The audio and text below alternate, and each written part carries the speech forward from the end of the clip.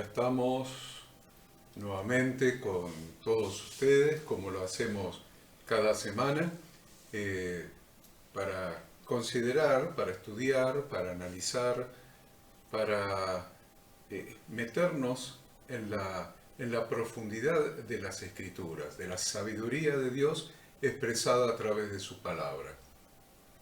En esta oportunidad analizaremos una nueva porción del Pentateuco y los invitamos, por supuesto, a seguir estudiando. Yo sé que ya venimos estudiando, venimos estudiando desde el domingo pasado, primer día de la semana.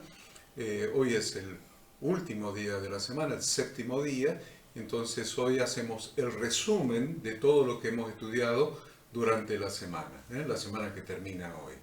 Entonces, este resumen no es abarcativo, no es algo que termina y abarca todo lo que podamos decir, todo lo que podamos estudiar, sino que es, como lo he dicho, un resumen de las principales cosas, como para darles a ustedes el puntapié inicial para que en la reunión congregacional de los miembros del cuerpo de Cristo que van a tener hoy, o que algunos ya están teniendo, porque algunos de ustedes se juntan en la iglesia y ponen esta transmisión y luego se quedan analizando los principales puntos.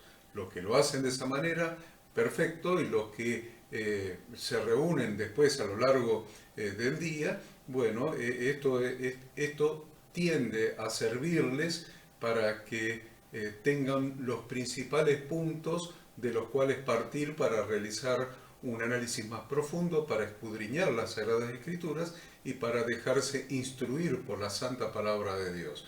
Recuerden siempre que nosotros lo que hacemos, este estudio tiene un objetivo perfectamente definido, que es, en primer lugar, encontrar a Jesucristo en las porciones del Pentateuco, y en segundo lugar encontrar las instrucciones de Dios para que nuestra vida dé en el blanco. Entonces, buscar y encontrar a Jesucristo, porque la ley y los profetas hablan de Jesucristo, es el centro de toda la Escritura, y la Escritura es lo que nos permite tener una nueva vida en Cristo Jesús. Así que les damos la bienvenida, tomen nota, marquen, hagan todo lo que sea necesario, porque vale la pena escudriñar la palabra de Dios. Ada. Muy buenos días a todos, feliz día de reposo, un privilegio, como decimos, cada semana poder compartir con ustedes este tiempo, extrayendo las riquezas espirituales que cada porción tiene. Tal vez ustedes leyendo, estudiando en la semana dirá, bueno, pero ¿cómo podemos aplicar, ¿no?, todas estas cosas que describe esta porción? Les puedo asegurar que es una porción riquísima en contenido espiritual y, como bien decía Horacio, donde vemos claramente a Yeshua y donde encontramos un montón de aplicaciones a nuestra vida hoy en día. La porción de esta semana es la número 20, lleva por nombre Tetzaveh, que significa ordenarás. Dios le dice a Moisés, ordenarás. ¿Ordenarás a quién? Ordenarás a los hijos de Israel. Dice, mandarás a los hijos de Israel. Así comienza esta porción. Abarca Éxodo capítulo 27, desde el versículo 20 al 30:10. De la Haftará, de los profetas, tenemos a Ezequiel 43, del 10 al 27. Y del Nuevo Testamento compartimos dos pedacitos, dos porciones. Apocalipsis 1, del 9 al 20, y Hebreos 13, del 10 al 16. Los temas que hemos estado estudiando, que contiene esta porción habla sobre el aceite para las lámparas. Las lámparas, ¿se acuerdan de la menorá, del candelabro? Va a describir las vestiduras sacerdotales.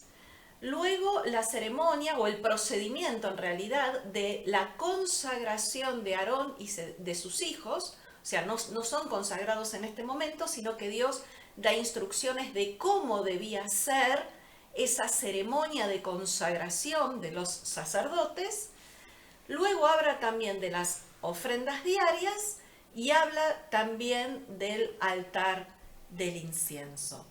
Y obviamente esta porción, el tema central es los sacerdotes, la forma en que ellos fueron elegidos, las ropas que debían usar, cómo debía ser esta ceremonia de investidura, a través de las cuales ellos y sus descendientes iban a ser confirmados para siempre como sacerdotes de Yahweh Dios. Y como sacerdotes, esto lo tenemos que tener presente durante todo el estudio de esta porción, debemos entender cuáles eran los deberes de los sacerdotes. En primer lugar, mediar entre Dios y el hombre. En segundo lugar, los sacerdotes debían custodiar la Torá y enseñarla al pueblo. Y en tercer lugar, discernir la voluntad de Dios. Esta mediación incluía llevar las necesidades del pueblo delante del Señor y hacer expiación del pecado mediante el ofrecimiento de los distintos sacrificios. Por eso es que también debemos de estudiar esta parte que hablábamos del libro de Hebreos, ¿no? Donde nos muestra justamente a Yahshua hoy cumpliendo ese rol de sumo sacerdote, ministrando delante del Padre. Los sacerdotes del templo, como les dije, tenían funciones importantes como emisarios del pueblo de Dios. Ellos llevaban a cabo el servicio sagrado, pero porque sí, no, con un objetivo. Siempre el objetivo era el beneficio del pueblo. La importancia de esta posición que ellos ocupaban hacía necesario que ellos utilizaran ropas especiales que le daban cierta importancia, que los destacaban. Ellos como sacerdotes no vestían, ni se conducían, ni se comportaban igual que el resto del pueblo.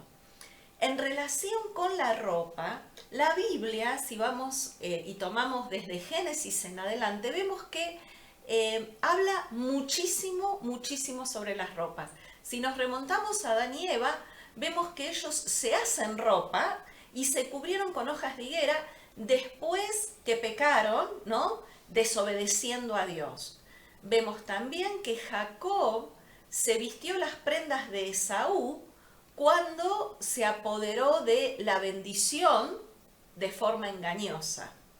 ¿Se acuerdan? Jacob vistiendo ropa de Esaú.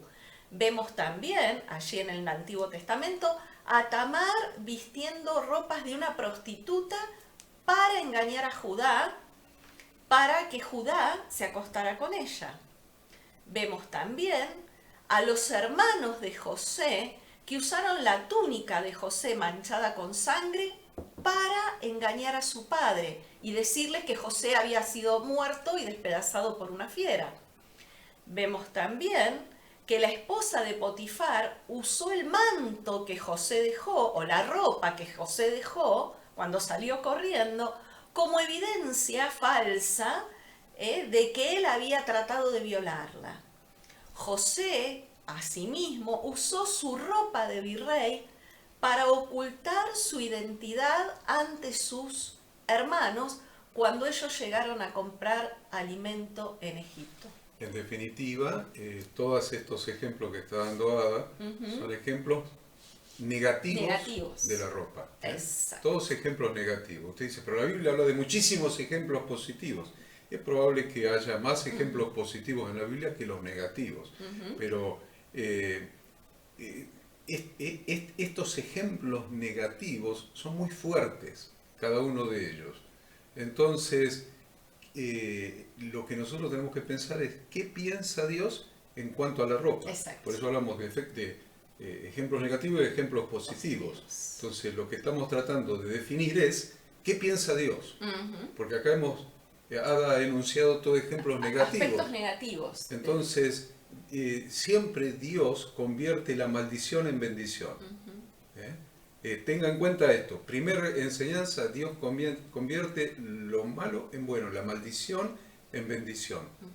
Dios hace nueva todas las cosas. No es que agarra lo malo y le hace un procedimiento para que sea bueno. Lo malo es malo. Entonces Dios contrarresta eso malo con lo bueno que Él crea, con lo bueno que Él hace, lo bueno que nos enseña. Bien. Y obviamente, ¿no? Vemos acá que la ropa tiene que ver con la superficie, ¿no? No con lo profundo. La ropa tiene que ver con lo externo, no con lo interno. La ropa tiene que ver más con la apariencia que con la realidad.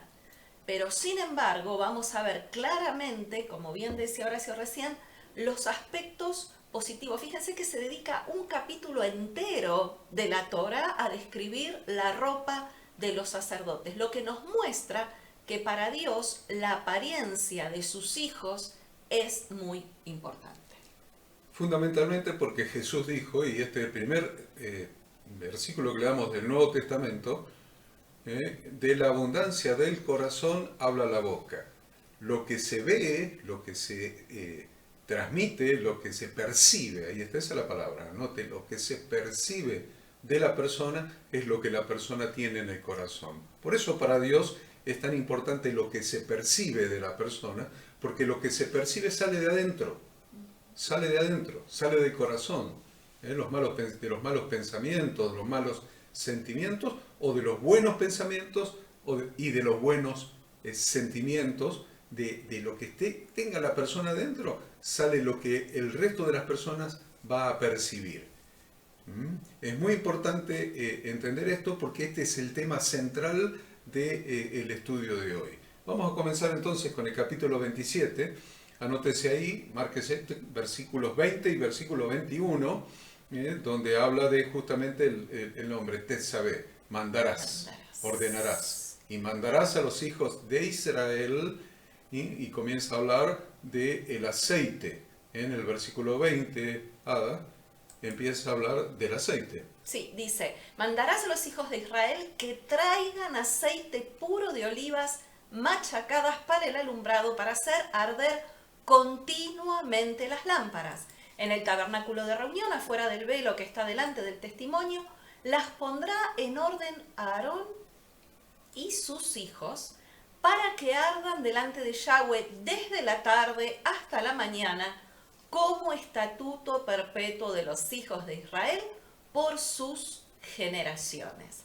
Y vemos entonces que este aceite puro de olivas machacadas, podríamos decir hoy lo que sería el aceite de oliva de primera pensada, el aceite más puro, más fino, para hacer arder continuamente las lámparas, debía ser traído, y acá hay otra enseñanza importante, debía ser traído por los hijos de Israel. La orden de que los miembros del cuerpo de Cristo sean llenos del Espíritu Santo es una responsabilidad de cada uno en particular y de todos en su conjunto, ¿no? Acá tenemos una enseñanza.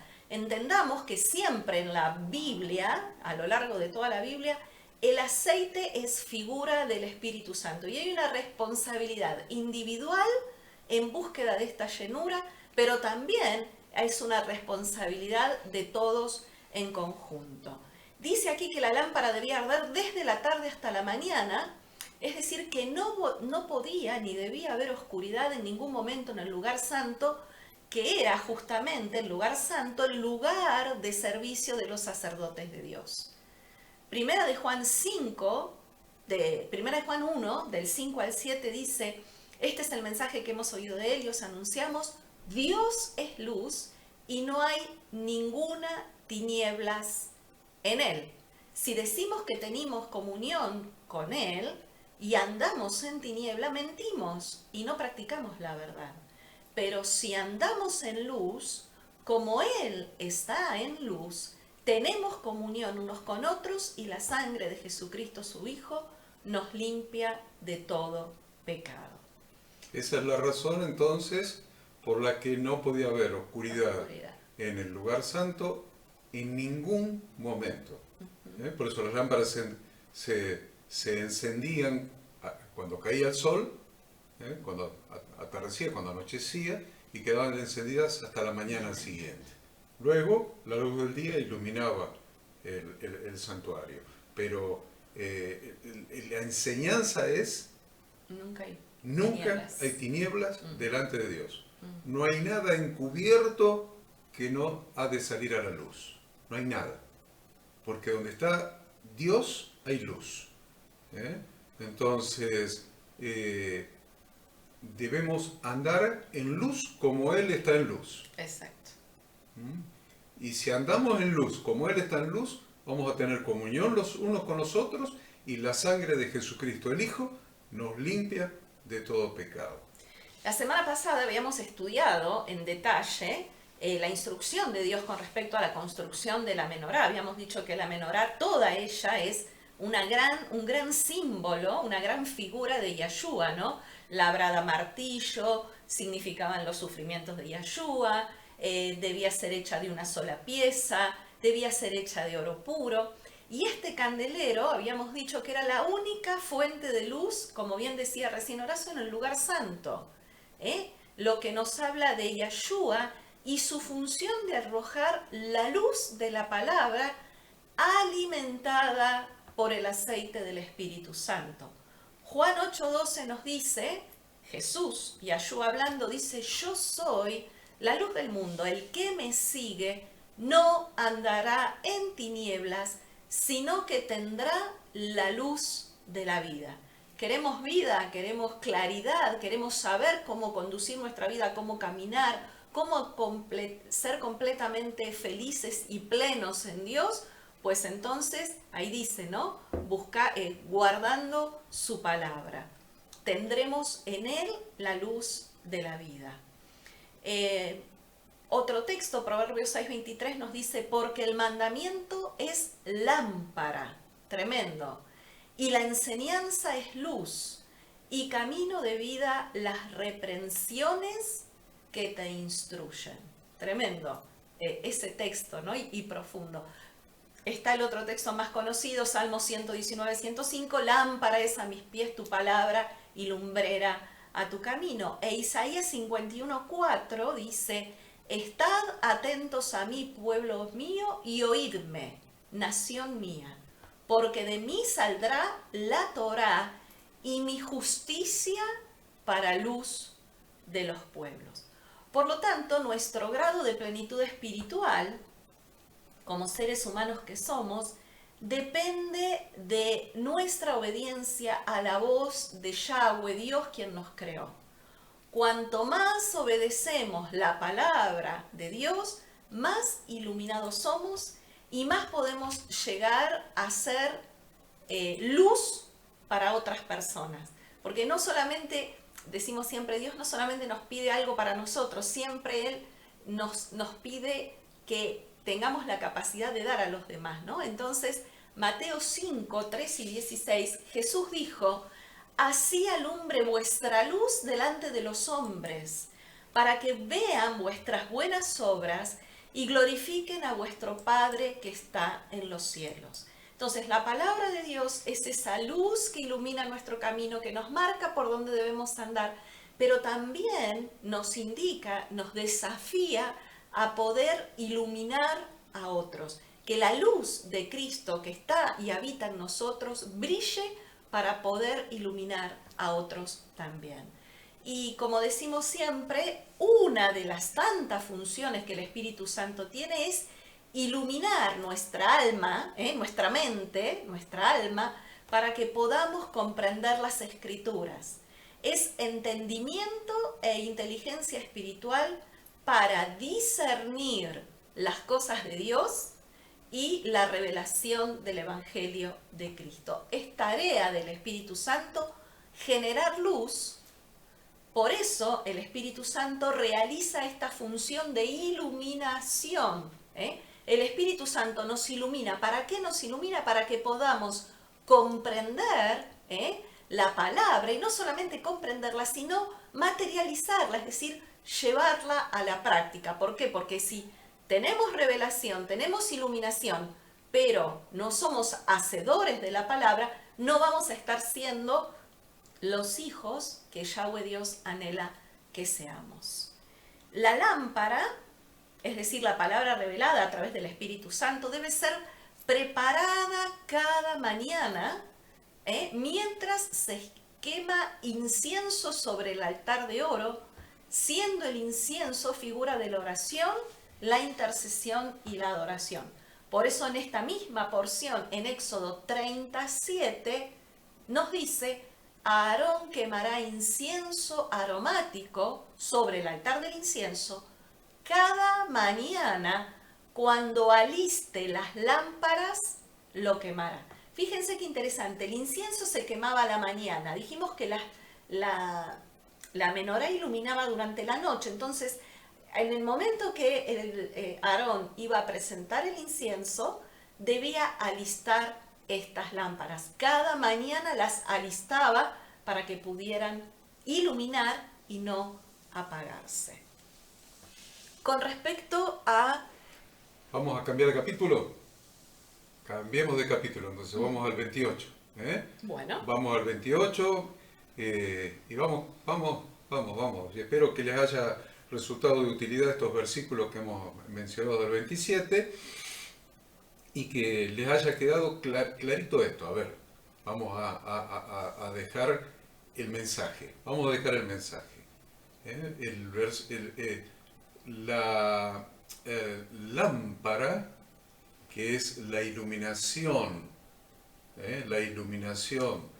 del Espíritu Santo, el aceite, a través de la lámpara, la palabra de Dios, que es aplicada y enseñada por Jesucristo, que es la luz que alumbra.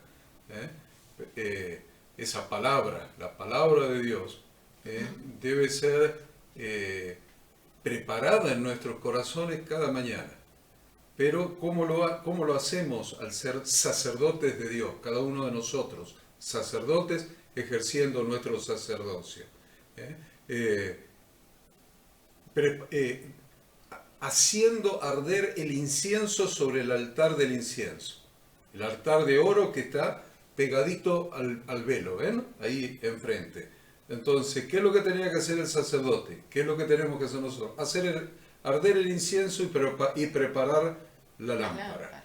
Llenarlas de aceite del Espíritu Santo. Mientras se quema el incienso sobre el altar de oro, se preparan las lámparas. Ahora, ¿qué es el incienso? El incienso es figura de la oración, es figura de la intercesión y es figura de la adoración a Dios. Anote esas tres cosas: oración, intercesión y adoración. El incienso. Y mientras se adora, y mientras se ora y se intercede delante de Dios, se prepara la lámpara de la palabra, que es lo que va a iluminar nuestro camino a lo largo del día. Lámpara es a mis pies tu palabra, deseada recién, y lumbrera para mi camino. Entonces se comienza el día de esa manera, preparando esa lámpara que ilumine nuestro caminar diario en este día que acabamos de comenzar.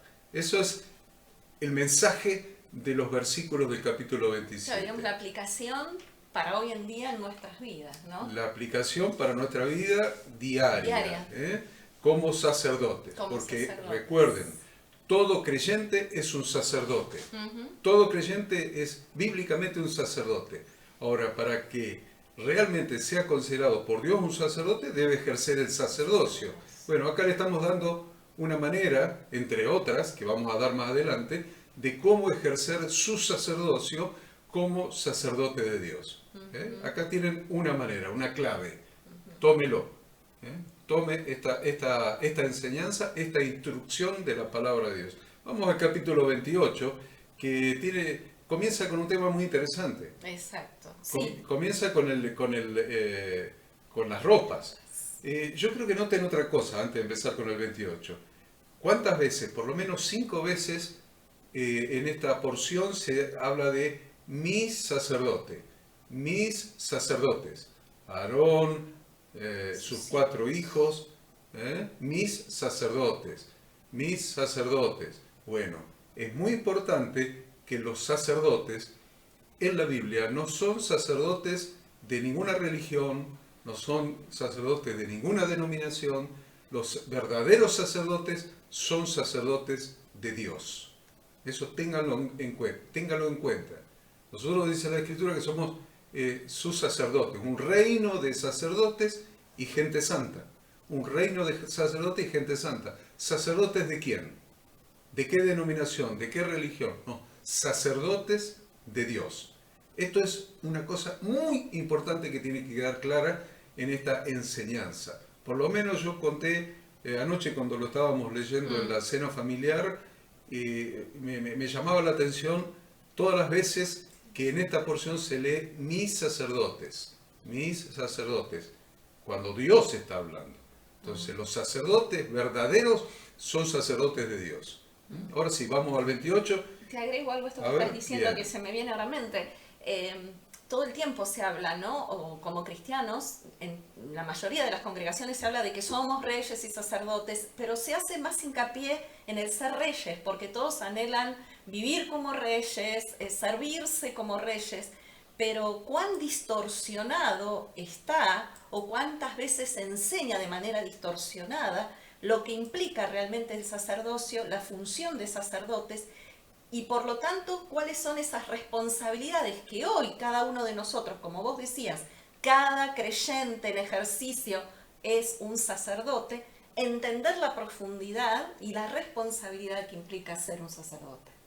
Excelente, excelente, porque estos capítulos que estamos estudiando en estas porciones nos llevan a analizar exactamente eso. Si somos sacerdotes, si el pacto de Dios para ser su especial tesoro, acuérdense de esos versículos. 19. Éxodo 19, perfecto.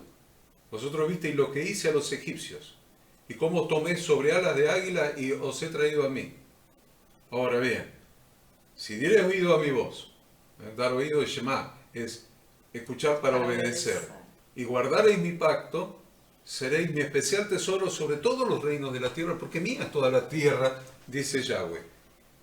Un reino de sacerdotes y gente santa. Entonces, es muy interesante de que muchos dicen que somos reyes y sacerdotes, como dice Ada, y realmente hay un problema de traducción y de hermenéutica en el Nuevo Testamento, cuando habla de somos reyes, y nos gusta ser reyes, pero la verdad es que somos sacerdotes del rey. Él es el rey. Él es el rey. Y nosotros como sacerdotes acompañaremos su reinado. No que nosotros vamos a reinar. Yo cuando no entendía bien esto y hablaba con otros pastores y decía, bueno, Pastor Enzo me decía, vamos a ir todos con el Señor a Jerusalén. Y yo le decía, no, Enzo, yo me quiero quedar en Cosquín, quiero ser el rey de Cosquín. Quiero reinar en Cosquín. Yo quiero reinar desde Cosquín. Y la que estaba haciendo yo era una pésima interpretación. Porque en realidad lo que está hablando la Escritura es que vamos a ser sacerdotes del Rey. Eso es que reinaremos con Cristo. Vamos a ser sus sacerdotes. El Rey va a ser Él, no nosotros, los reyes. Seremos sacerdotes del Rey, porque seremos un reino de sacerdotes y gente santa. ¿Ven la ubicación de la palabra rey? Que a veces la entendemos mal y nos creemos reyes nosotros. No. Sacerdotes del Rey, sacerdotes de Jesucristo. Porque siempre los sacerdotes son sacerdotes de Dios. Es muy importante esta aclaración para que no cometamos más el error de creernos reyes. Mejor que entendamos que somos sacerdotes. La posición de rey es una posición de gobierno, una posición de jerarquía. Jerarquía, claro, de autoridad. La posición que Dios nos da es una posición de servicio. No es de jerarquía, es de servicio. El sacerdote es un siervo. Entonces, la posición que nosotros vamos a tener en el reinado milenial de Jesucristo es no que vamos a ser el rey de Cosquín, como en mi caso. No. Es probable que si me quiero quedar en Cosquín, voy a ser el sacerdote de Cosquín. Y bastante trabajo me va a dar esa posición de servicio esa función de servicio. Entonces vamos a ser servidores, vamos a ser sacerdotes del rey, acompañando su reinado milenial. Muy importante que entendamos esto, porque si no, se nos suben los pajaritos a la cabeza y se nos distorsiona la función y creemos que somos lo que no somos. En realidad el Señor nos ha llamado a ser siervos porque es el modelo de Jesucristo. Cuando Él se encarnó, tomó forma de siervo y se hizo obediente hasta la muerte y muerte de cruz. Tomó forma de siervo. Y nosotros queremos ser reyes, pero Él tomó forma de siervo. Entonces es muy importante que entendamos esto, y todavía está revestido de esa función de siervo hasta que Él venga como rey en su segunda venida. Sin embargo, todavía está cumpliendo una función de siervo como sumo sacerdote según el orden de Melquisedec. ¿Por qué? Porque está cumpliendo una función de abogado intercesor ante el Padre. Está cumpliendo una función sacerdotal. Todavía Jesucristo está cumpliendo la función de siervo hasta su segunda venida, cuando va a venir como juez y como rey. Pero nosotros ya queremos ser reyes. No, Jesucristo hasta el día de hoy está cumpliendo una función de siervo. Sí. Es muy importante que entendamos esto, porque si no, vamos a ver cosas raras por allí y cosas raras más allá, y la alfombra roja, y el prestigio, y la fama, y qué sé yo, la vida de lujos. Y cuántas cosas más, y que quieren la honra y ser reconocidos, y qué sé yo, cuántas cosas. Bueno, no voy a entrar en eso. Sí voy a entrar, para ustedes que nos están escuchando, voy a afirmar, reafirmar y confirmar de que nuestra función es la función sacerdotal de siervos del Dios Altísimo. Ahora sí ya podemos entrar en el capítulo 28 y empezar a hablar de las ropas. No importa que no podamos avanzar demasiado y llegar hasta el final, pero el tema de las ropas es muy importante. Muy importante, sí. Porque Ada acaba de decir en la introducción de que la ropa es lo que se ve de nosotros. Y si Dios no tuviera ningún interés en lo que se ve de nosotros, ¿saben? Es automático lo que hubiera hecho. Recibiste a Cristo en tu corazón, recibiste el perdón de todos tus pecados, nunca en tu vida, o sea, a lo mejor cuando naciste, antes de llorar y cometer el primer pecado, que es despertar a tu padre llorando a la noche, entonces ahí ya listo, ya tenés el primer pecado. Pero supónete cuando naciste y todavía no lloraste, no tenés ningún pecado. Bueno, la verdad es que no hay momento con menos pecado en la vida de un ser humano que cuando Cristo viene a tu corazón, le abrís la puerta de tu corazón, te arrepentís, haces teshuvá, te arrepentís de todos tus pecados y tus pecados son remitidos al Señor y estás blanco como la blanca lana. Ningún pecado. Todos tus pecados han sido perdonados porque los cargó Jesucristo y cumplió la justicia, lo que demandaba la justicia de Dios, Él. Y vos te quedaste sin ningún pecado. ¿Qué momento más ideal para que el Señor te lleve? Te vas al cielo sin ningún pecado. Sin ningún pecado. No hay juicio, no hay nada. Porque estás puro, sin ningún pecado. Entonces, si el plan de Dios fuera tu salvación, mi salvación, en ese momento te lleva y sos salvo sin ningún pecado, santo totalmente. Ahora el Señor te deja, no te llevó. ¿Para qué te deja? Para que seas un espejo. Nos deja en esta tierra para que seamos un espejo. Con la cara descubierta, mirando al Señor, somos transformados como por un espejo. Mirando a la palabra de Dios, somos transformados en Él. Entonces, a su misma imagen, dice la Escritura. Génesis 1:26, Dios hizo al hombre a su imagen y semejanza. Y Jesucristo vino a transformarnos nuevamente, a regenerarnos, a volvernos a dar la imagen de Dios en nosotros. Y si la imagen de Dios está en nosotros, imagen es lo que refleja el espejo. Entonces, ¿qué es lo que va a ver el mundo en nuestro espejo? Reflejado en nosotros. La imagen de Dios. La imagen de Dios. Ahora, la imagen de Dios es Jesucristo. La imagen visible en la tierra de Dios es Yeshua. Es Jesucristo. Exacto. La Entonces, imagen visible de cuando Dios. realmente Dios cumpla su propósito en nosotros, o nosotros nos metamos en el propósito de Dios, que ese es el tema. Dios tiene pensamientos de paz y no de mal para con nosotros. El problema es qué pensamientos tenemos nosotros. Yo sé los pensamientos que tengo acerca de vosotros, dice el Señor, pensamientos de paz y no de mal, para daros el fin que esperáis. El problema somos nosotros siempre.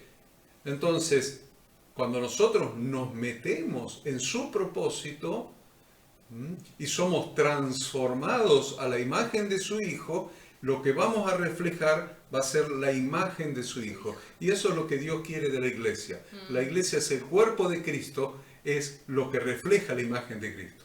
Ustedes cuando hablan de nosotros, lo que tienen en mente es nuestra apariencia, la cara, la expresión, el cuerpo, lo que sea, no nuestro espíritu. Entonces, cuando hablamos de Cristo en la tierra, Cristo en la tierra tiene un cuerpo, una imagen. Es la imagen que debe reflejar a Cristo, la iglesia. La iglesia debe reflejar a Cristo, es el cuerpo de Cristo, es lo que refleja a Jesucristo.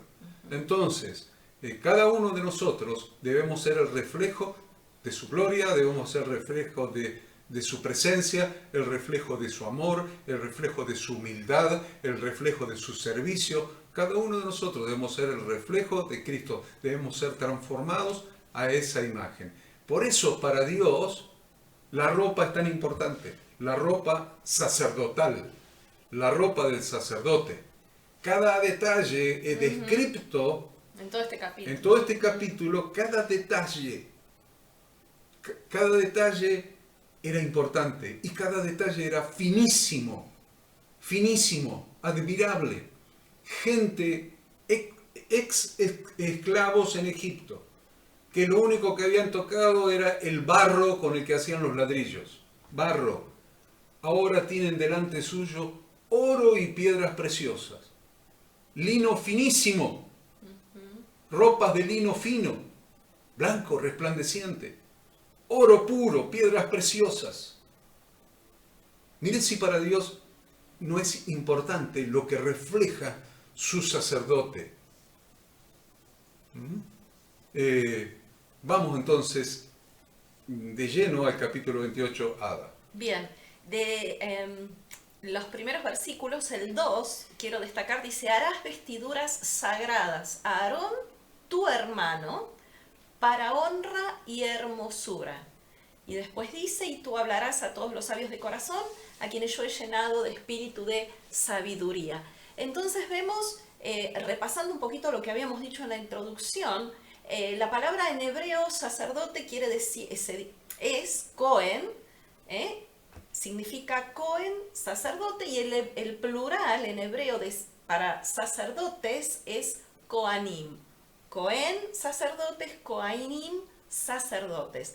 Y habíamos dicho al principio básicamente cuáles eran las funciones de estos sacerdotes, para que no se nos olvide, para que abordemos esto teniéndolo en mente. Dijimos, en primer lugar, ofrecer sacrificios, ofrendas a Dios por expiación del pecado. Después, ofrecer ofrendas de diversos tipos. En segundo lugar, ofrecer ofrendas de distintos tipos. En tercer lugar, ofrecer servicio, como dijimos, ministrando en el lugar santo. En cuarto lugar, bendecir a la congregación. Recuerden, ya vamos a estudiar la bendición sacerdotal que Dios específicamente le encarga a Aarón. Y en quinto lugar, interceder, que es, dijimos, ser intermediario entre Dios y el pueblo. Horacio hablaba hoy de que en varias oportunidades se dice en el versículo 1, en el versículo 4, en el 41 y en el 29:1, en esos 4 versículos dice, para que sean mis sacerdotes. Entonces, lo más importante para cada sacerdote es que tengamos plena conciencia de que somos propiedad de Dios, es decir, pertenecemos a Dios. Y por lo tanto, los sacerdotes somos siervos de Dios.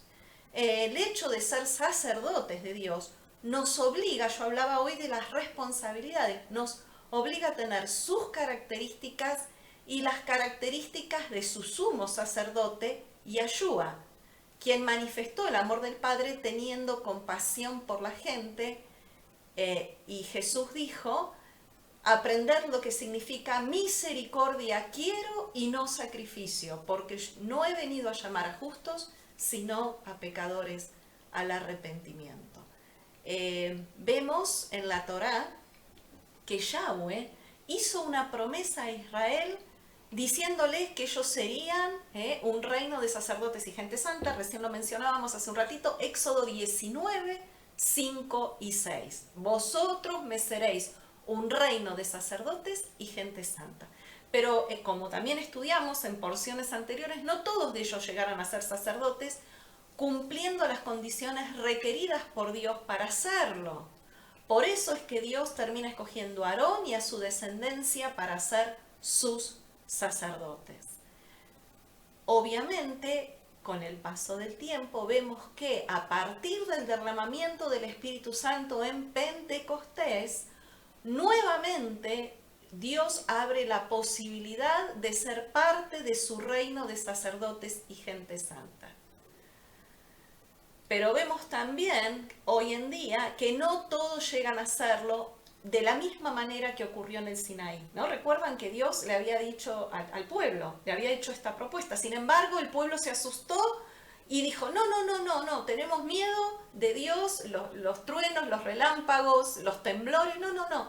Mejor, Moisés, habla vos con Dios y vos decinos lo que Dios quiere decirnos. Esto es muy clave esto, porque Ada dice que a partir de el segundo Pentecostés, el primer Pentecostés de la historia fue al pie del monte Sinaí, donde Dios les propone ser un reino de sacerdotes y gente santa. Ellos dijeron no, como dice Ada, que Dios hable con vos y vos hablas con nosotros no queremos ser sacerdotes.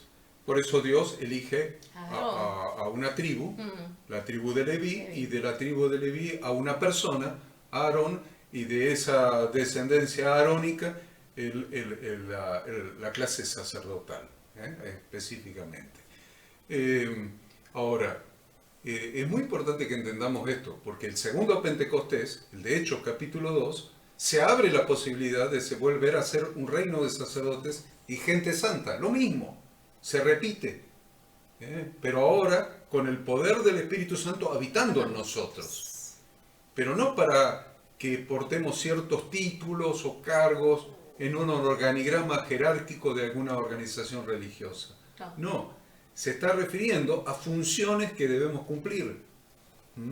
Entonces, es muy importante, y solamente voy a mencionar un versículo, te lea después Efesios 4 del 11 al 16.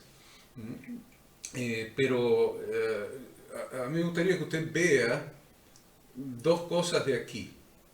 Personas que el Señor dio dones para capacitar al resto de los sacerdotes para que sean sacerdotes. Escuchen lo que voy a decir.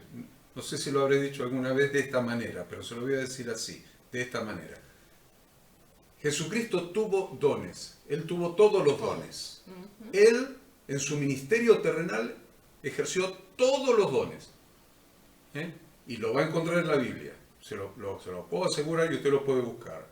Apóstol, profeta, evangelista, pastor y maestro. Todos. Acuérdense que en Efesios 4:11 está en plural. ¿Por qué? ¿Por qué está en plural? Porque todos esos dones que estaban en el Hijo de Dios no lo puede ejercer una sola persona, no tiene la capacidad. No. Entonces Él repartió sus dones. Mire en esa escritura quién es el que ascendió y el que descendió y ascendió, que es el que reparte los dones, a diferencia de los otros dones. ¿Por qué? Porque Él está repartiendo sus propios dones, los que Él ejerció. Y los reparte en plural. Dice, y Él mismo, Efesios 4:11, Él mismo, Jesucristo mismo, constituyó a unos apóstoles, y empieza a hablar en plural, ¿ven? A otros profetas, a otros evangelistas, a otros pastores y maestros. Muy importante que entendamos esto. Los dones de Él repartidos en personas especiales que Él escogió con esas capacidades. Con esas capacidades. No es que todos los miembros de la iglesia, todos los creyentes tengan esas capacidades. Él escogió personas y les dio esas capacidades. Pero les dio un objetivo. Y el objetivo era, y es hasta el día de hoy, el objetivo, el propósito es formar sacerdotes. Formar sacerdotes. Que todos los creyentes de todas las congregaciones, a lo largo y a lo ancho de la tierra, de todo el mundo, del globo terráqueo, todos los creyentes lleguen a ser un reino de sacerdotes y gente santa. Por lo tanto, esas funciones que Jesús ejerció y repartió no son cargos jerárquicos, no son funciones nominales, son funciones que tienen un propósito de servir al reino de sacerdotes para lograr que lo sean, que cada creyente sea un sacerdote en ejercicio. Y lo dice el versículo 12. ¿Para qué están esos dones que Jesús ejerció y repartió en estas personas? Para, a fin quiere decir para, a fin de perfeccionar. O sea, para perfeccionar a los santos para la obra del ministerio. ¿Se entiende? Entonces, los que tienen esos dones recibidos de Jesús, que Jesús ejerció, tienen un propósito, y es hacer que todos los creyentes lleguen a ser un reino de sacerdotes y gente santa. Lleguen a ser sacerdotes de Dios que ejerzan su sacerdocio.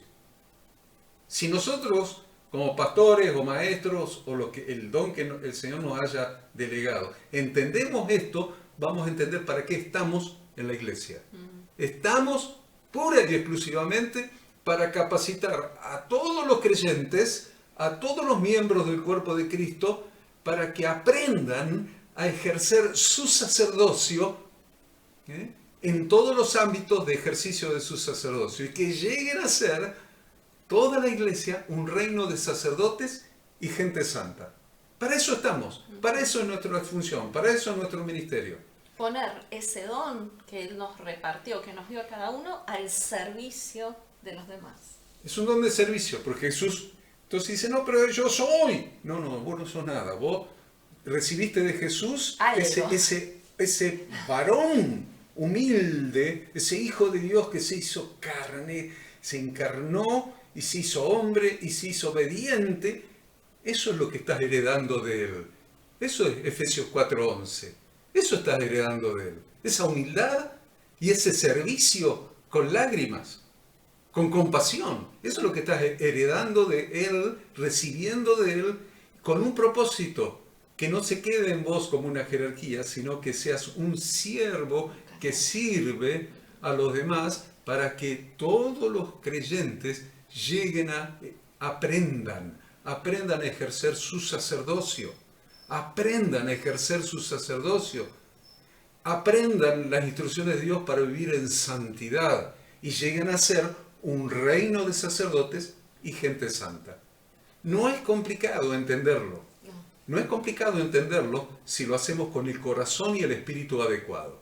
¿Quedó claro? Gracias a Dios. Bien. Vamos a ver. El versículo 2 dice, dijimos, harás vestiduras, Aarón a su hermano, para honra y harás vestiduras sagradas a Aarón, tu hermano, para honra y hermosura.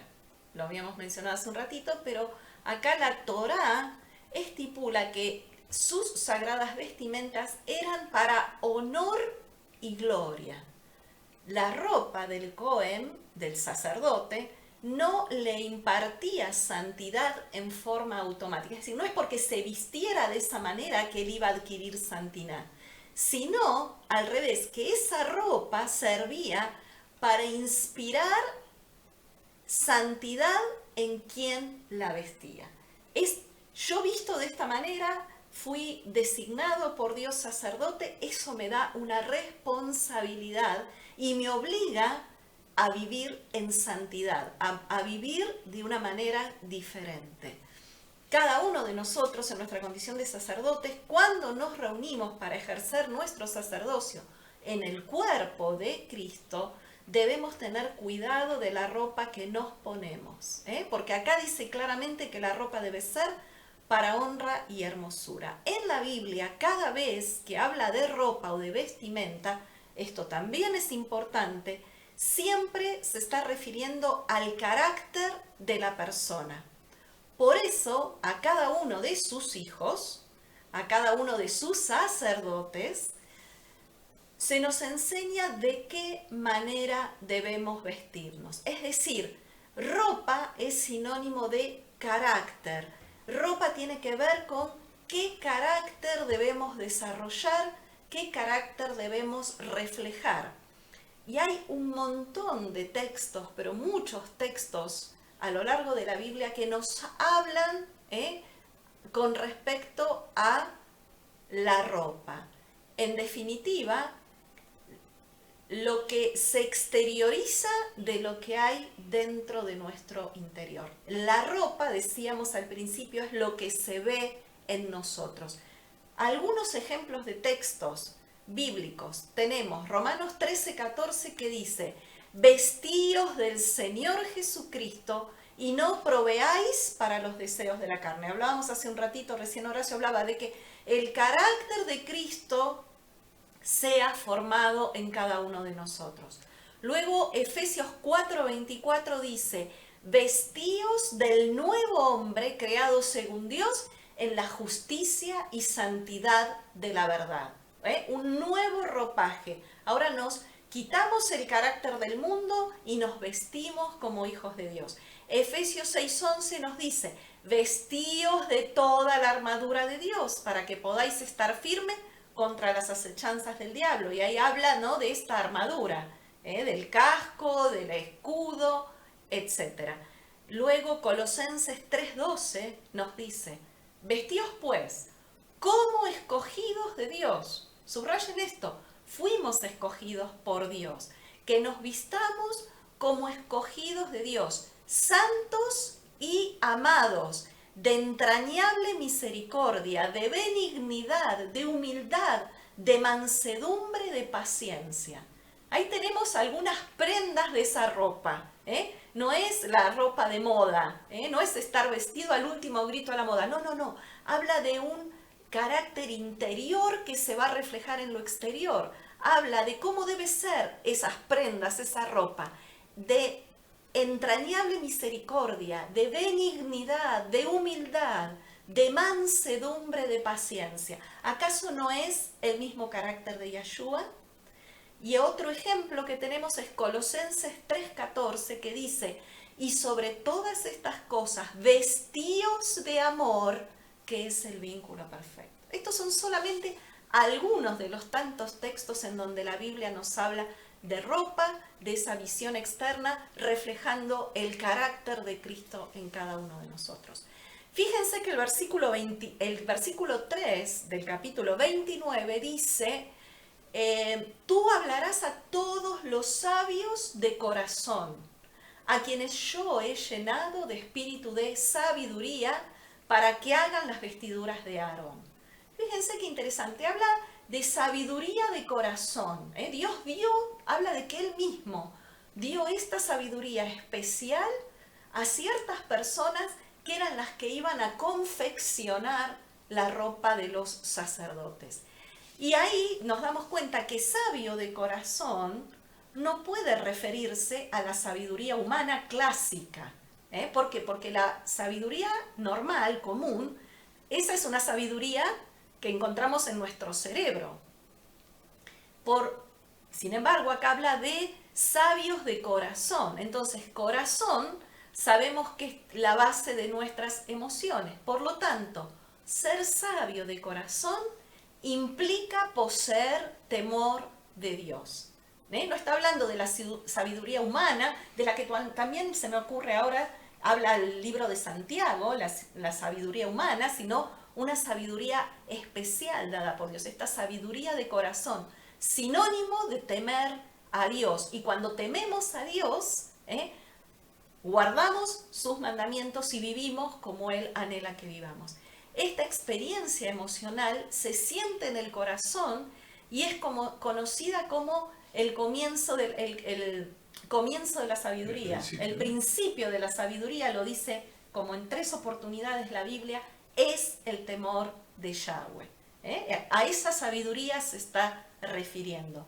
La habilidad de aprovechar y utilizar nuestras emociones para dar forma a nuestro comportamiento es parte de la inteligencia intrapersonal, es decir, de nuestra relación con los demás, y la intrapersonal que tiene que ver con nosotros y la interpersonal que tiene que ver nuestra relación con el otro.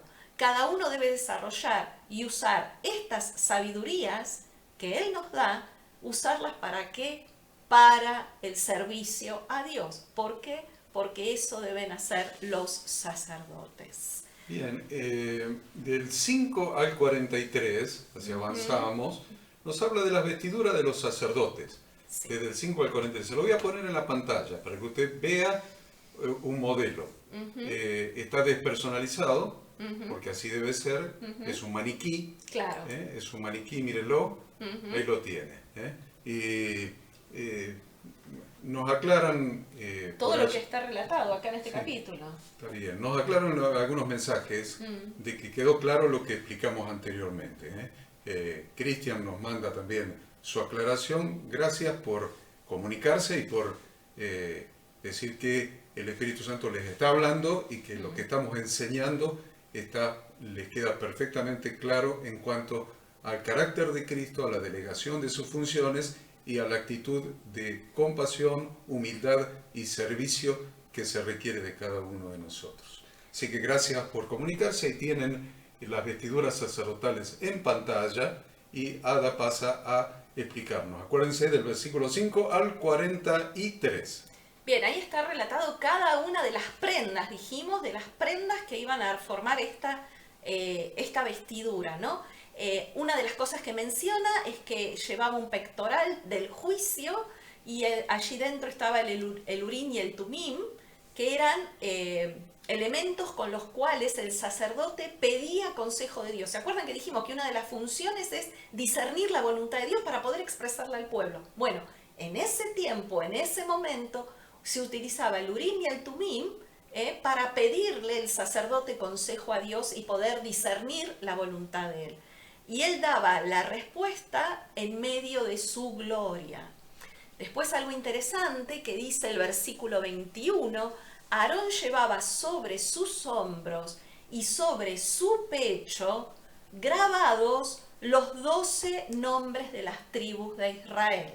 Éxodo 28-21 dice, las piedras serán según los nombres de los hijos de Israel, 12 piedras según sus nombres, como grabadura de sello cada una con su nombre, serán según las 12 tribus. Es decir, que entonces, volvemos a repetir, cada una de estas funciones sacerdotales era la de interceder, abogar, suplicar por el pueblo delante de Dios. Luego habla también de que estas vestiduras serán de lino fino, lino fino. Es un símbolo de ¿qué cosa el lino fino? De la pureza de Yahshua como sumo sacerdote. En él no hubo pecado. Los sacerdotes eran vestidos con estas vestiduras sagradas y este lino fino de la vestidura sacerdotal representa que los sacerdotes deben ajustar su vida a las enseñanzas de la Torá, que son las acciones justas de los santos. Y esto lo vemos claramente en Apocalipsis 19, versículo 8, que dice, a ella, es decir, a la esposa de Dios, a su iglesia, a su pueblo, se le ha concedido que se vista de lino fino, limpio y resplandeciente, porque el lino fino es las acciones justas de los santos. ¿Ven? Este lino fino exterior se ve expresado a través de nuestras acciones, a través de exteriorizar el carácter de Cristo formado en nosotros. Entonces, como dijimos, la ropa para Dios es muy importante. El Creador quiere hacernos semejantes a su Hijo Yeshua. Por eso es que en general los cristianos tendemos a parecernos entre nosotros. ¿Por qué? Si bien no perdemos nuestra individualidad, cada uno de nosotros somos únicos e irrepetibles, como lo digo siempre, sin embargo, entre nosotros somos semejantes. ¿Por qué somos semejantes? Porque en nosotros se está forjando el carácter de Cristo, ese modelo de persona que Dios diseñó para cada uno de nosotros. Y ese modelo es Yeshua. Bien. Esta ropa que dijimos es lo externo, es lo que se ve de nosotros, nuestras actitudes, nuestras palabras. Eso es exactamente lo que significa las acciones justas de los santos. Claro, pero para que sean justas se requiere una condición. Entonces ahora dice que lo que se ve de nosotros, nuestra apariencia, son nuestras actitudes y nuestras palabras. Que son las acciones justas de los santos. Siempre que en la Biblia se habla de justicia, se está refiriendo a que se ajusta a las instrucciones de Dios. Siempre que se habla de justicia o de injusticia, es en relación con las instrucciones de Dios. Entonces, cuando se habla de acciones justas o de que somos justificados, quiere decir que somos metidos en la obediencia a la palabra de Dios. Somos metidos en la obediencia a las instrucciones de Dios. Metidos en la obediencia a la Torá de Dios. Es muy importante que entendamos eso, porque los mandamientos, las leyes, las instrucciones, los decretos, los estatutos de Dios establecidos en su palabra no están abrogados, no están abolidos, no están anulados, no han sido crucificados de ninguna manera, sino que están plenamente vigentes, si no, no había justicia. Porque pecado es infracción a la Torá, eso es injusticia. Entonces, las acciones justas de los santos son todas aquellas acciones que se ajustan a lo mandado, lo ordenado, lo establecido, lo instruido en su santa palabra.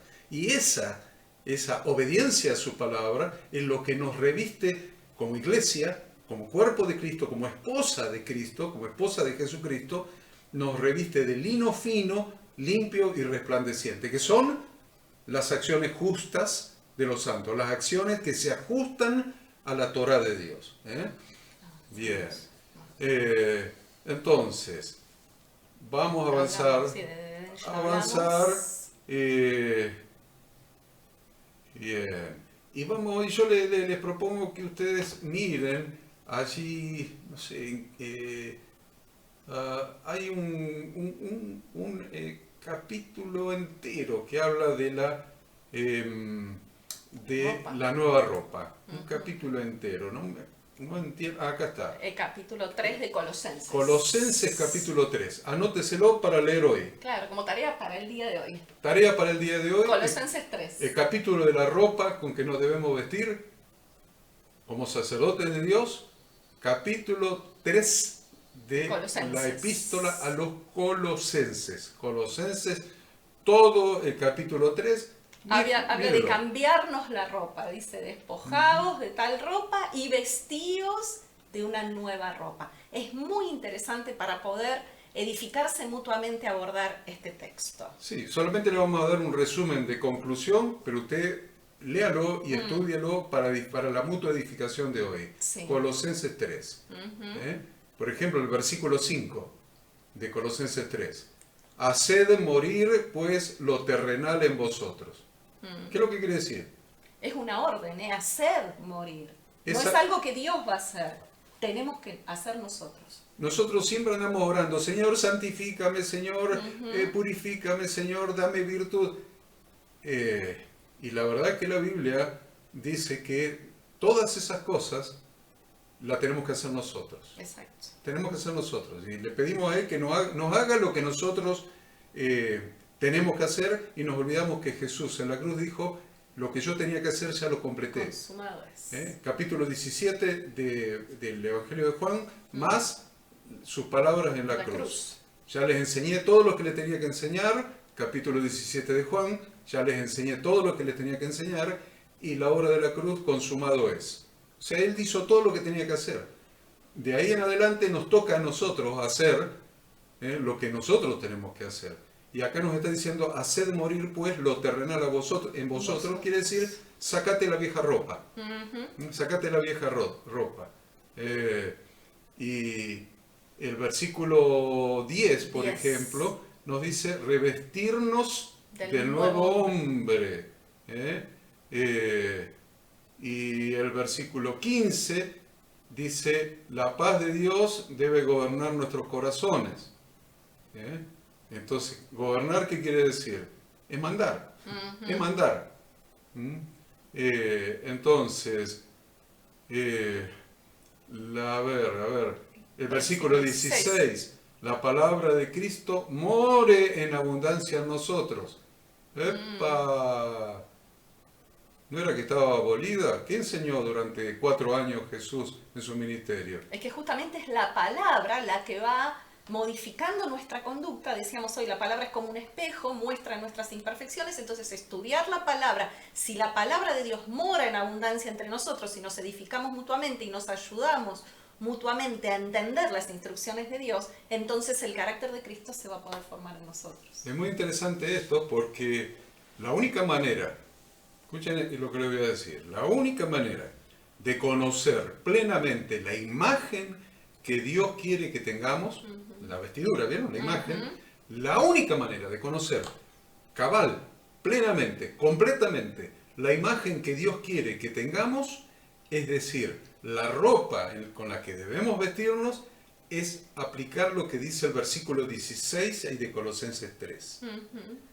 Acerca de que la palabra de Cristo, la enseñanza de Cristo, de la Torá de su Padre, la palabra de Cristo more en abundancia en nosotros, enseñándonos y exhortándonos unos a otros en toda sabiduría, alabando en nuestro corazón a Dios.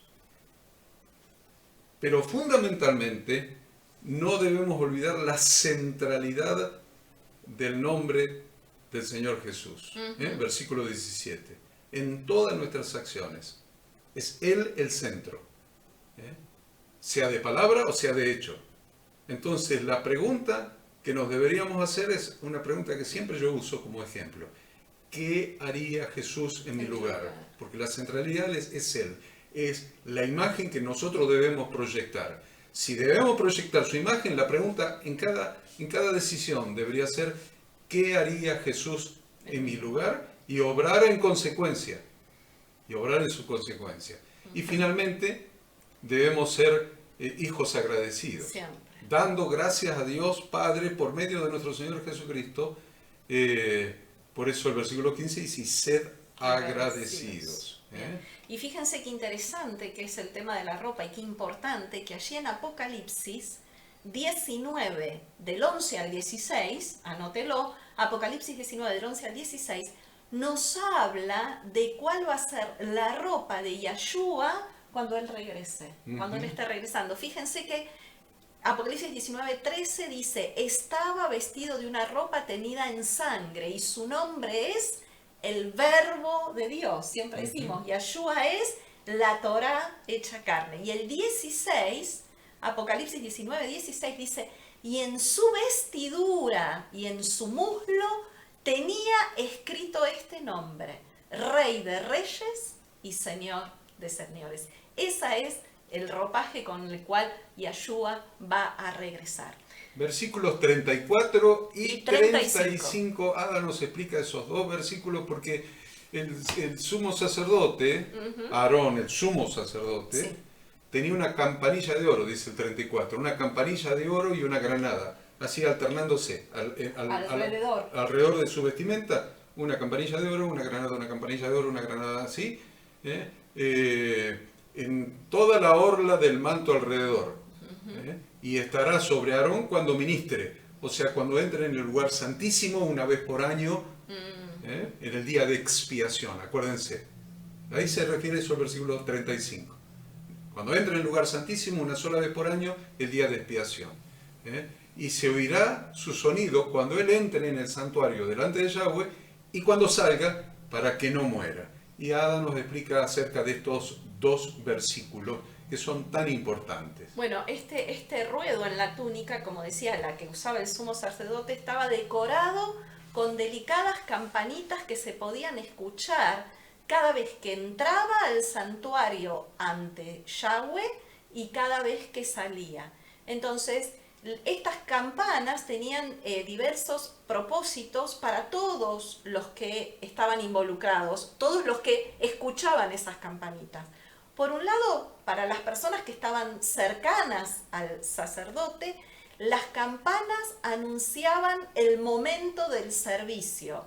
¿Para qué? Para que las personas actuaran apropiadamente y distinguieran, pudieran destacar, distinguir al sumo sacerdote. Entonces, cada vez que las personas escuchaban el sonido de esas campanitas, ¿no?, del sumo sacerdote caminando y esas campanitas haciendo ruido, nos estaban diciendo: momento, algo importante está por pasar, viene un momento de servicio donde el sumo sacerdote va a servir. Por otro lado, para Dios, esas campanas servían como un anuncio de entrada a su presencia y hacía que esto generara el favor de Dios hacia la plegaria, hacia la petición que el sumo sacerdote estaba haciendo. Entonces, Dios nos está diciendo que también escuchaba esas campanitas.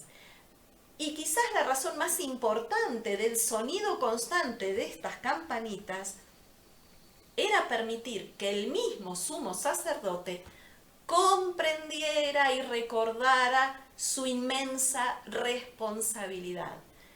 Las campanas le recuerdan al sacerdote, nos recuerdan como sacerdotes de Dios, que cada movimiento tiene un impacto que deja huellas.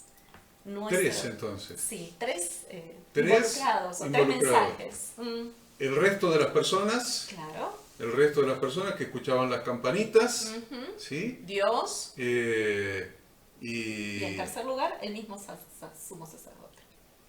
Cuando suena tu campanita, cuando suenan las campanitas que están sobre tus vestiduras, sobre tu apariencia, hay tres efectos. Sobre todos los demás, exacto, que dicen: esta persona está sirviendo a Dios. Una. Sobre Dios, que dice: ese siervo mío me está sirviendo a mí.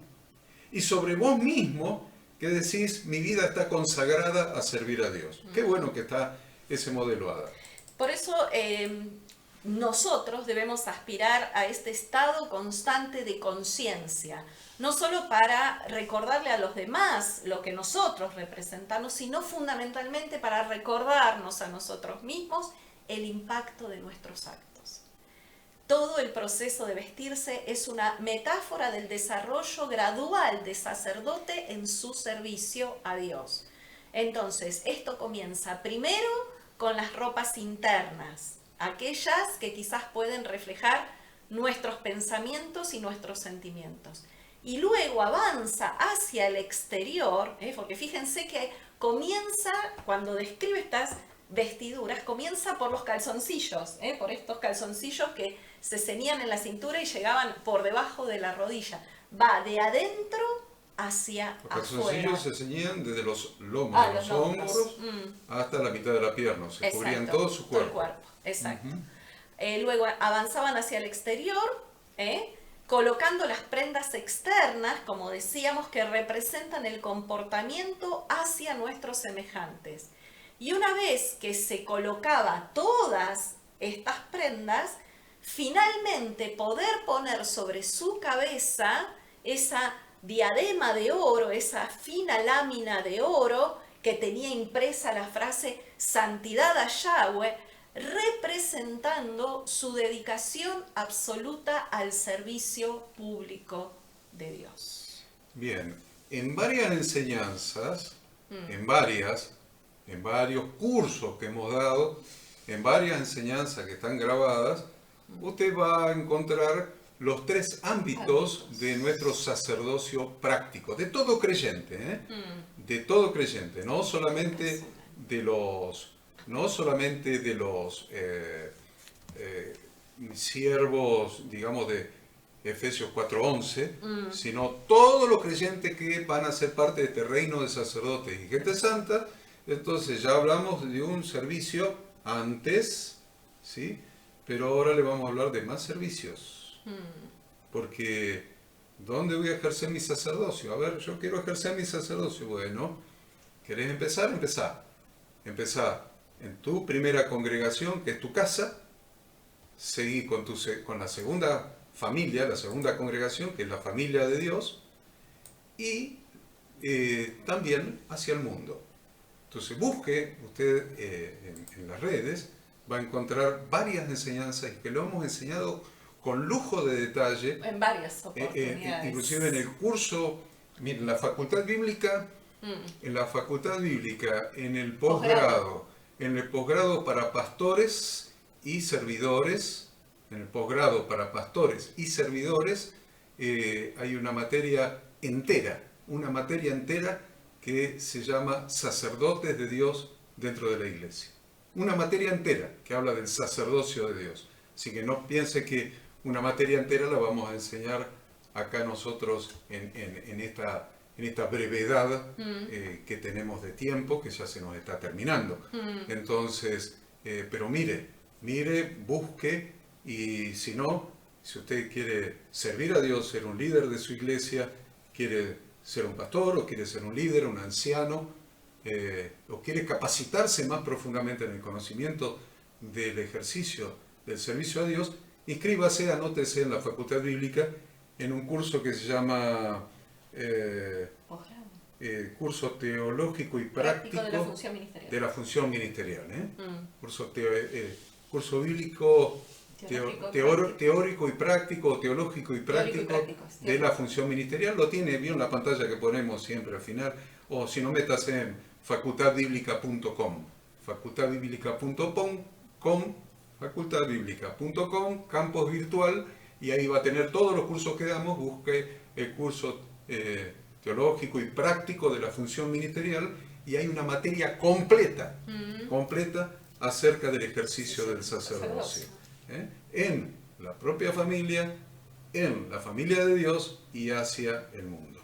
¿Qué querés resumir o concluir, Ada, en relación a esto del sacerdocio? Yo creo que avanzaríamos por ahí al capítulo 29, si te parece. Bien. Capítulo 29, que habla de la consagración de Aarón, la ceremonia de consagración. Bien. Esto igual más adelante en otra porción de la Torá lo vamos a ver, porque acá Dios, como dije, da las instrucciones de cómo debía ser esta ordenación, pero no la están haciendo en este momento. Acá solamente Dios está dando las instrucciones. Más adelante vamos a estudiar y vamos a ver en otra de las porciones cuando realmente Aarón y sus hijos son puestos en función y se realiza toda esta ceremonia. Pero hay algo que me interesa mencionar en esta ceremonia: la ropa, la unción con aceite, los sacrificios que se hacían. Pero hay un punto interesante que me llama la atención, que es cómo se ungía a los sacerdotes con sangre. Esto está hablado en el capítulo 29, versículos 19 y 20. ¿Por qué llama la atención? Porque dice que la sangre de estos animales que se entregaban en sacrificio para iniciar el sacerdocio, dice que esa sangre se debía colocar sobre el lóbulo de la oreja derecha. ¿Y qué significa esto? ¿Por qué se ponía sangre en el lóbulo de la oreja derecha del sacerdote? Porque representa qué es lo que un sacerdote de Dios está autorizado a oír.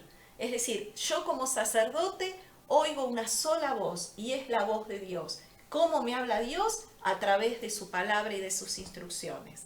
Dice también que con sangre se debía colocar en el dedo pulgar de la mano derecha. Dedo pulgar de la mano derecha. ¿Qué representa esto? Representa qué es lo que un sacerdote de Dios está autorizado a hacer. Lo que debemos oír, lo que debemos hacer. Y en tercer lugar dice que se debía ungir con sangre el dedo pulgar del pie derecho. Oído derecho, dedo pulgar derecho de la mano y dedo pulgar derecho del pie.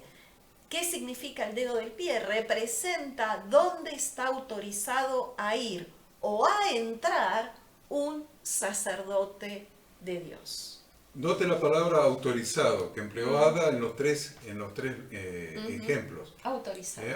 ¿Qué está autorizado? No es lo que debe hacer. Lo que está autorizado. Es lo que está autorizado a hacer. Por parte de ¿Por Dios. qué? Porque un sacerdote tiene obligaciones. Ya hemos mencionado las funciones.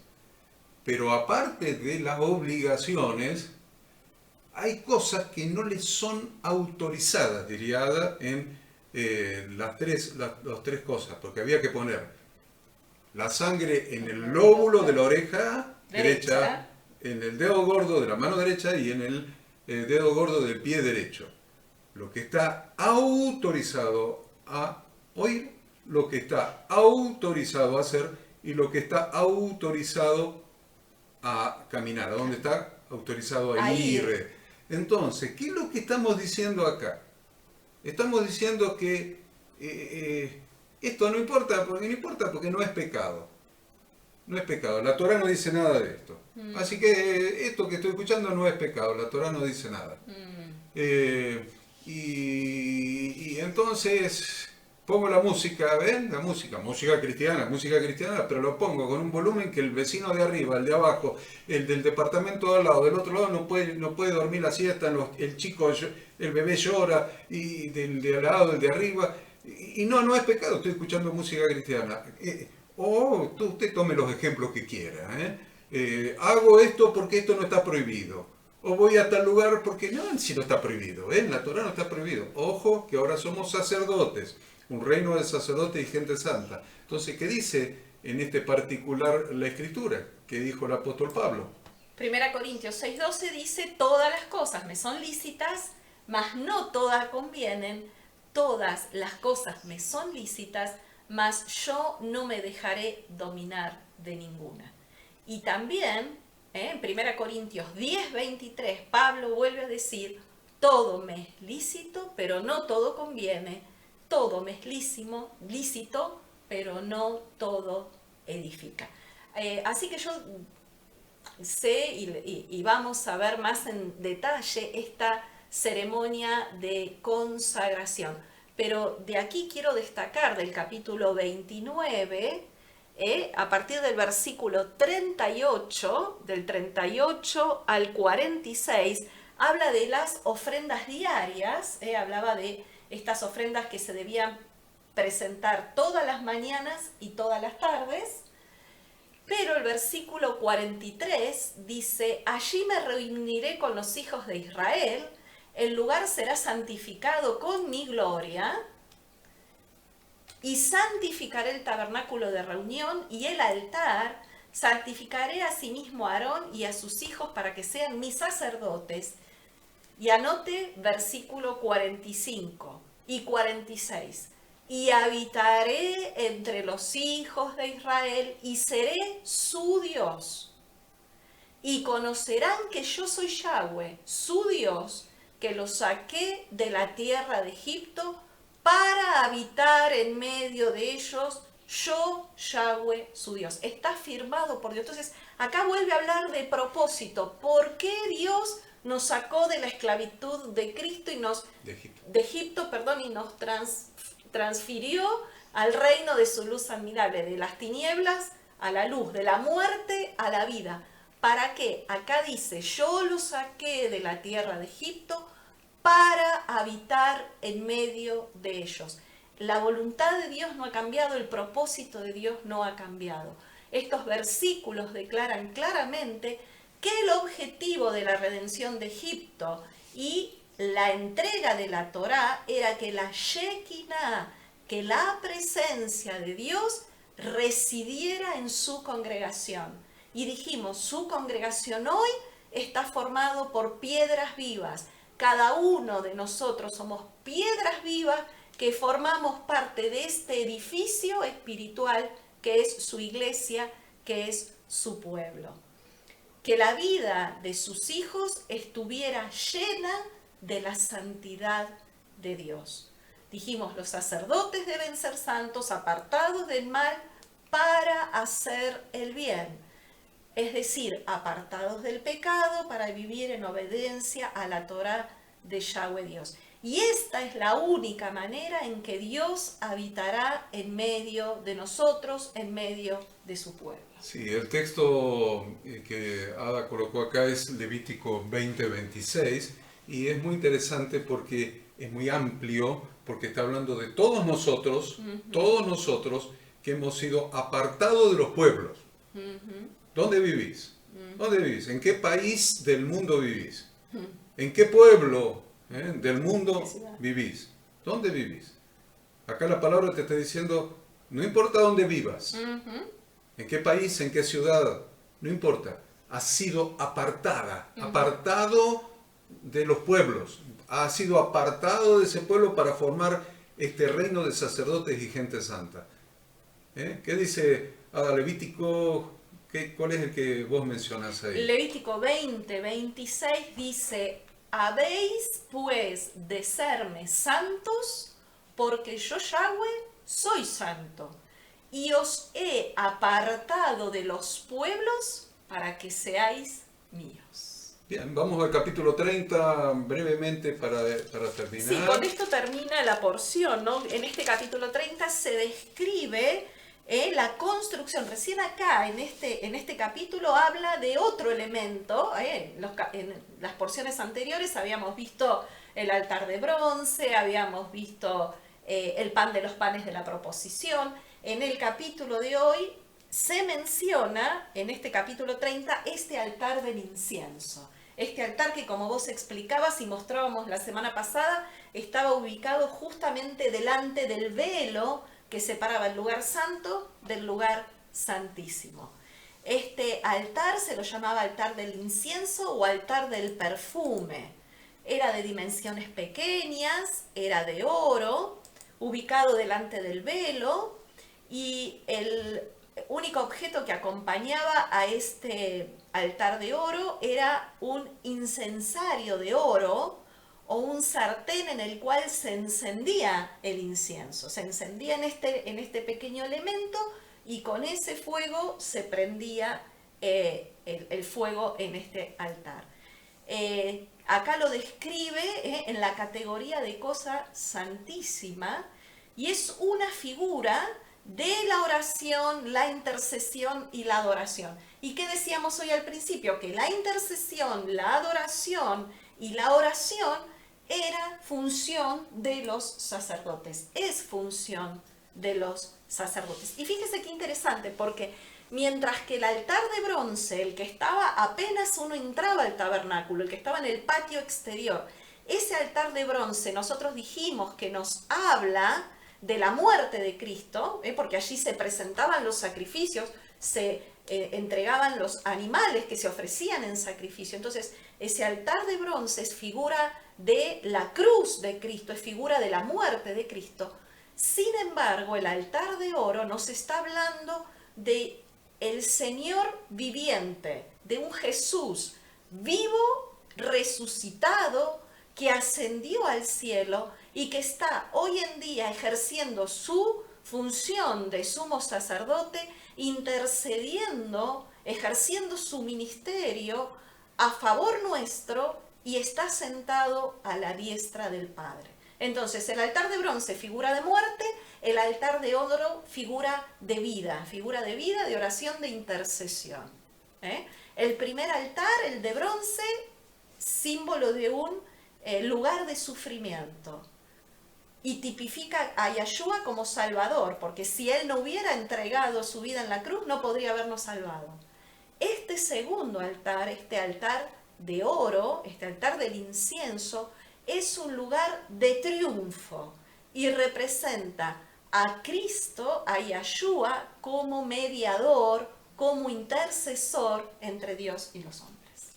Bien, y para terminar, en este último minuto de Yapa, les voy a decir lo siguiente. Esto anótelo porque con esto terminamos la enseñanza de hoy. Este altar del incienso, decía Ada, es el altar donde se quemaba incienso que subía. Representa la oración, la intercesión y la adoración. Ya lo hemos dicho, la oración, intercesión y La adoración. adoración. Entonces,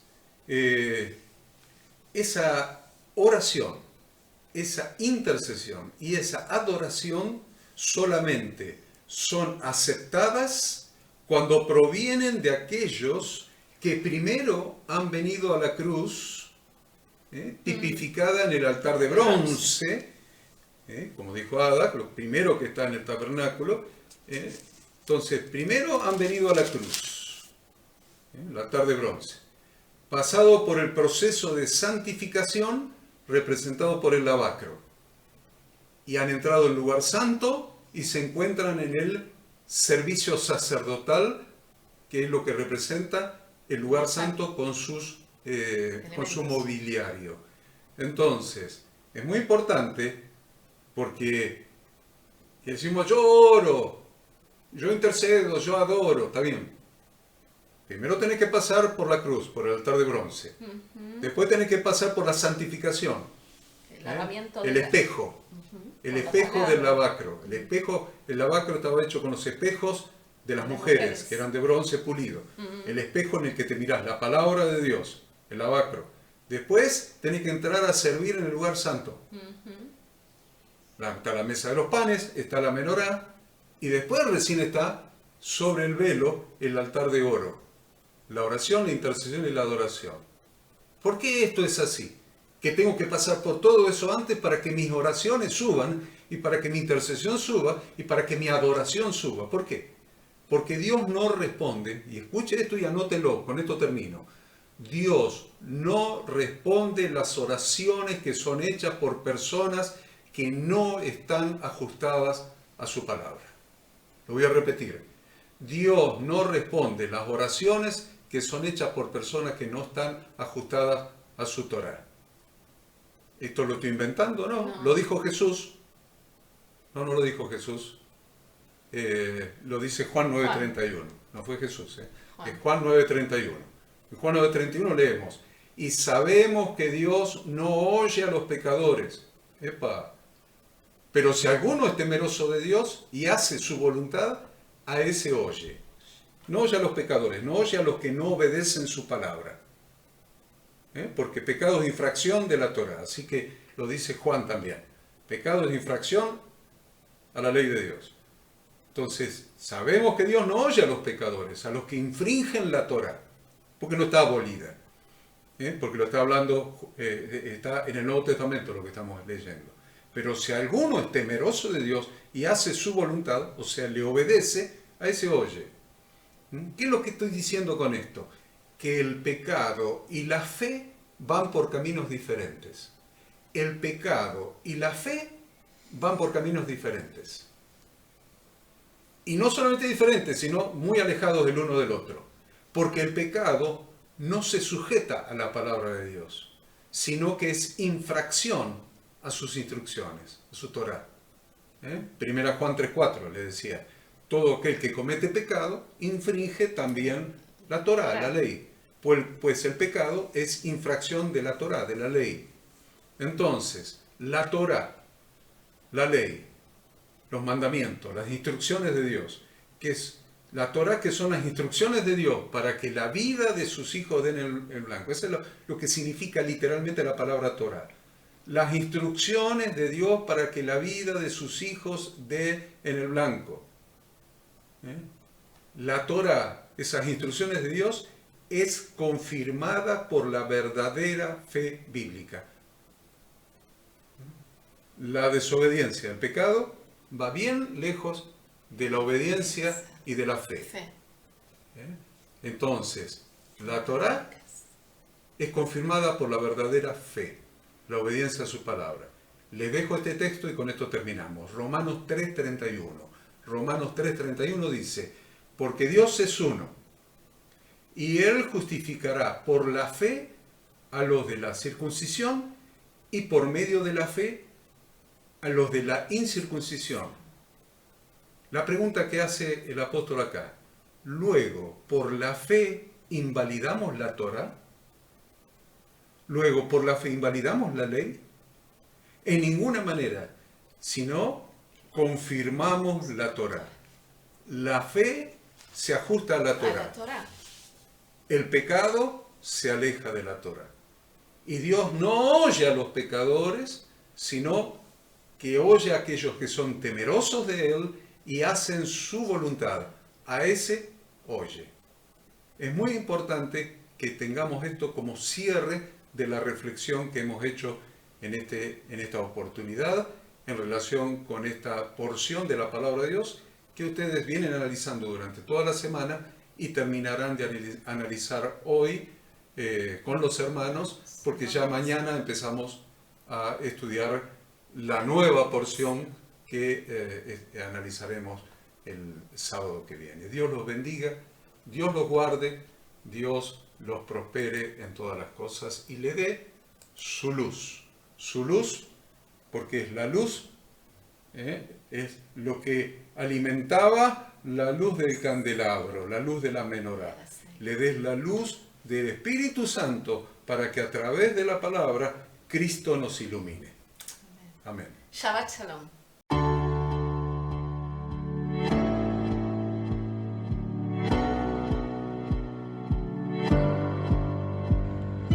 Queremos que tú también conozcas esta herramienta que durante los últimos 18 años ha sido útil para las iglesias de todo el mundo de habla hispana, capacitando cientos de siervos de Dios.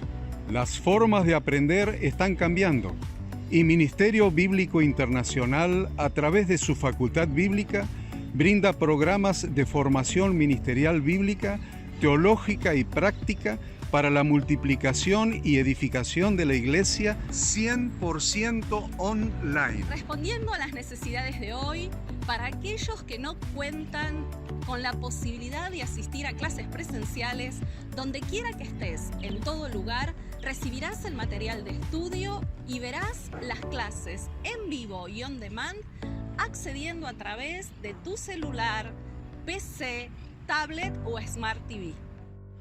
Recibe tu capacitación en las siguientes carreras: diplomado en teología para maestros de grupos de evangelismo y discipulado, licenciatura en teología pastoral, diplomado en teología y práctica ministerial para pastores, líderes y servidores.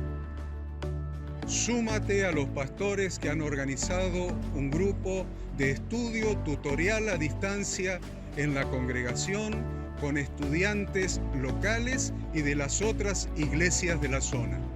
Esta es tu oportunidad como seguidor de Cristo para comenzar tus estudios y completar tus exámenes desde la comodidad de tu hogar y en los horarios que tengas disponibles. Súmate al liderazgo de este tiempo y adquiere las habilidades, herramientas y valores necesarios para impactar el mundo con la palabra de Dios y transformar la vida de aquellos que creen al Evangelio. Para más información, ingresá a facultadbiblica.com.